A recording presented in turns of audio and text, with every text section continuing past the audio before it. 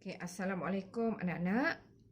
Hari ini cikgu nak kongsikan cara untuk menjawab soalan pemahaman 2A iaitu daripada petikan umum.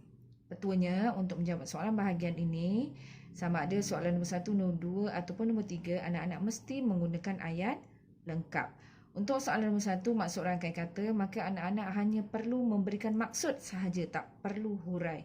Untuk soalan nombor 2, soalan pemahaman, jawapan mesti ada dalam teks. Isinya sekurang-kurangnya 2 kerana markahnya ialah 3. Tapi kalau jumpa ada 3 isi, tulislah ketiga-tiganya sekali. Untuk soalan nombor 3 ni soalan kebat.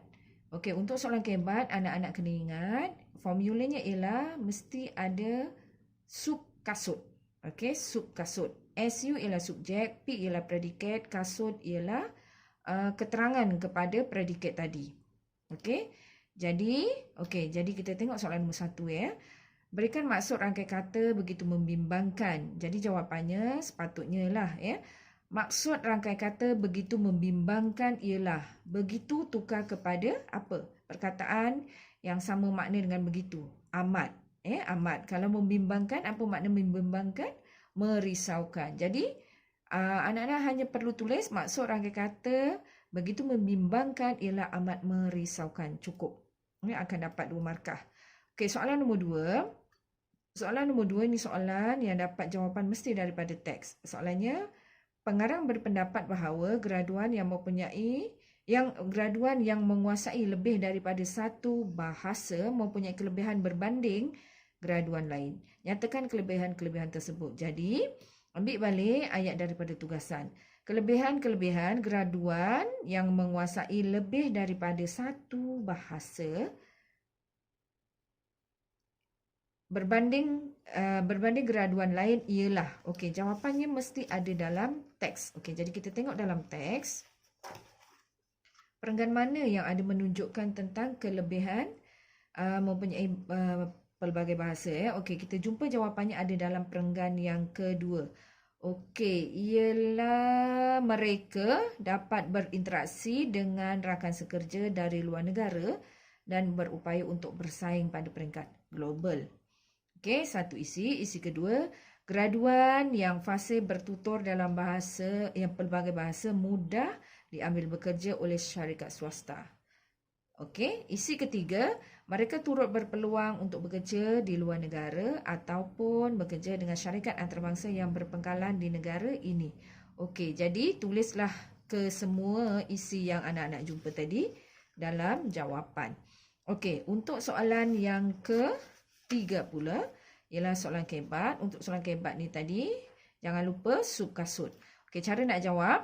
Pada pendapat anda tukar saya, pada pendapat saya, aktiviti-aktiviti berfaedah yang boleh dilakukan oleh seseorang graduan sebelum mendapat pekerjaan ialah sub kasut. Ingat sub kasut. SU ialah seseorang graduan ataupun graduan. Graduan perlu buat apa, agar apa. Okey, sekurang-kurangnya 3 isi. Okey, misalnya pada pendapat saya, aktiviti-aktiviti berfaedah yang boleh dilakukan oleh seseorang graduan sebelum mendapat pekerjaan tetap ialah graduan boleh bekerja sambilan dengan mana-mana syarikat untuk mendapatkan pengalaman. Graduan SU predikatnya ialah bekerja sementara dengan mana-mana syarikat. Kasutnya ialah untuk mendapatkan pengalaman. Okey, kat sini sekurang-kurangnya isinya ada 3. Selain itu, graduan perlu buat apa? Seterusnya, graduan perlu buat apa, untuk apa ataupun agar apa. Okey, cikgu tunjukkan jawapannya sebegini. Okey, untuk soalan nombor 1, maksud rangkai kata begitu membimbangkan ialah amat merisaukan. Cukup. Okey, untuk soalan nombor 2, kelebihan-kelebihan graduan yang menguasai lebih daripada satu bahasa mempunyai kelebihan berbanding graduan lain ialah mereka dapat berinteraksi dengan rakan sekerja dari luar negara dan berupaya untuk bersaing pada peringkat global. Graduan yang fasih bertutur dalam pelbagai bahasa juga mudah diambil bekerja oleh syarikat swasta. Mereka turut berpeluang untuk bekerja di luar negara ataupun bekerja dengan syarikat antarabangsa yang berpenggalan di negara ini. Okey, mesti dalam petikan. Mesti cari dalam petikan sekurang-kurangnya 2 isi. Okey, baik. Untuk soalan kebat, pada pendapat saya, aktiviti-aktiviti berfaedah yang boleh dilakukan oleh seseorang graduan sebelum mendapat pekerjaan tetap ialah graduan boleh bekerja sementara di mana-mana tempat untuk mendapat pengalaman. SU, subjek graduan. Predikat boleh bekerja sementara di mana-mana tempat. Okey, kasutnya ialah untuk mendapat pengalaman. Okey, selain itu, graduan boleh berniaga secara atas talian yang tidak memerlukan modal yang besar. Okey, SU-nya ialah, subjeknya ialah graduan. Predikatnya boleh berniaga secara atas talian yang tidak memerlukan modal yang besar ialah kasutnya. Okey, keterangannya. Seterusnya, graduan boleh mengikuti kursus-kursus jangka pendek untuk meningkatkan kemahiran. SU-nya ialah graduan. Predikatnya ialah boleh mengikuti kursus-kursus jangka pendek untuk meningkatkan kemahiran ialah kasutnya ataupun keterangannya. Isi cukupnya ialah 3.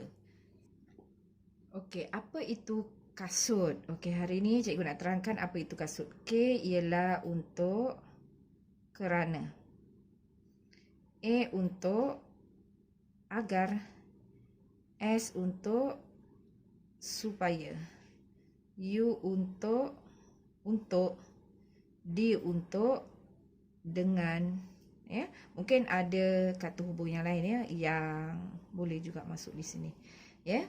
SU merujuk kepada subjek, P ialah predikat, kasut ini ialah keterangan.